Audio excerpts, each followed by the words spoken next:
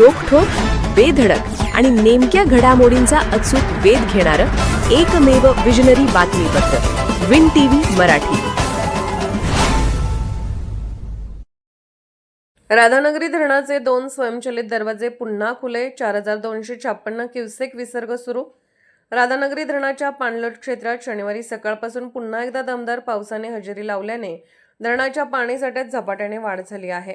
वाढता पाणीसाठा आणि पाण्याची आवक लक्षात घेता रविवारी धरणाचे 2 स्वयंचलित दरवाजे पुन्हा खुले झाले आहेत. त्यामुळे भोगावती नदीपात्रात एकूण 4256 क्युसेक पाण्याचा विसर्ग सुरू करण्यात आला आहे.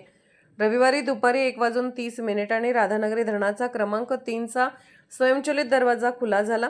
त्यानंतर पाण्याची आवक वाढत राहिल्याने दुपारी 4:45 क्रमांक 6चा स्वयंचलित दरवाजाही खुला झाला. 2 स्वयंचलित दरवाजे खुले झाल्याने नदीपात्रातील पाण्याची पातळी वाढण्याची शक्यता आहे. धरणाची सध्याची पाणी पातळी 347.41 फूट असून धरणातील पाणीसाठा 8344.74 दशलक्ष घनफूट इतका आहे.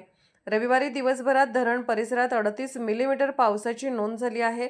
तर यंदाच्या पावसाळ्यात आजअखेर एकूण 4010 मिलीमीटर पाऊस झाल्याची नोंद आहे. सध्या धरणाच्या 2 स्वयंचलित दरवाजातून 2856 क्युसेक तर बीओटी जलविद्युत केंद्रातून 1400 क्युसेक पाण्याचा विसर्ग सुरू आहे. अशा प्रकारे धरणातून भोगावती नदीपात्रात एकूण 4256 क्युसेक पाण्याचा विसर्ग होत आहे. दरम्यान राधानगरी धरणाच्या पाणलोट क्षेत्रात पावसाचा जोर कायम राहिल्यास धरणातील पाण्याची आवक आणखी वाढण्याची शक्यता आहे. त्यामुळे आणखी एक स्वयंचलित दरवाजा खुला होण्याची शक्यता वर्तवण्यात येत आहे. परिणामी भोगावती नदीच्या पाणी पातळीत वाढ होऊ शकते.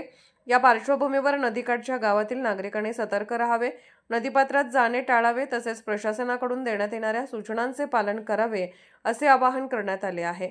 विन टीव्ही मराठीसाठी राधानगरीहून Ramchandra Chougule. Win TV Marathi news चॅनलला लाईक करा, शेअर करा आणि सबस्क्राईब करा.